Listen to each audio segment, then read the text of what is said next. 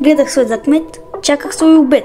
Някакъв без приоритет ми каза, че от тия понички ще получа диабет. Друг дойде и ми рече, знаеш ли колко е вкусна пица с ананас, бе? Аз му казах, ако сложиш ананас върху пица, взима пушката и те гръмна вън, падаш на земята. Ля-ля-ля-ля-ля, отиваш в рая. Ля-ля-ля-ля-ля, махам ананаса. Ля-ля-ля-ля-ля, изяждам пицата. Ля-ля-ля-ля-ля. Изведнъж някой на ресторанта щупи вратата и се пусна рататата. Почнаха поудя децата, на Ицо от парка му щупиха колата, на мен ми преобърнаха масата. Дойдоха маймуни, като чуха рататата, почнаха да ядат банани и да пеят мака-кака. Почна да ме боли главата рататата. Един ми навря колонка в ухото с рататата и му казах, че е суси бака. Изтеглих хака и компютъра му стана на каша. Вече няма как да си пише с Маша. В целия този хаос откраднах кола и си тръгнах от тази суматоха. Отидох в Джиков.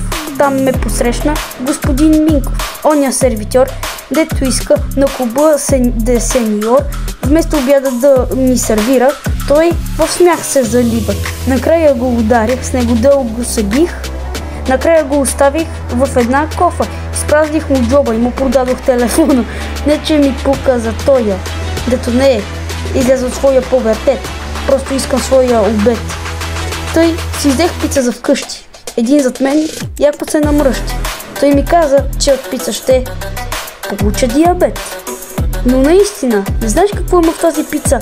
Може да има мекица, може да има солница, може да има просто една голяма.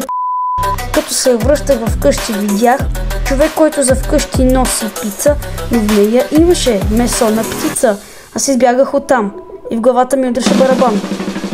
Като се прибрах, новините си пуснах и много важна новина разбрах, че в същия ден на песента Oh Yes Fan намерил пицарията с Кен. Чудещо, че не съм бил там. Явно от Господ аз съм избран. Това обикновен ден ресторант. Целият ден там е хард. Много хард. Целият ден там е хард. Това е обикновен ден на ресторант. Ресторант там да не е хард.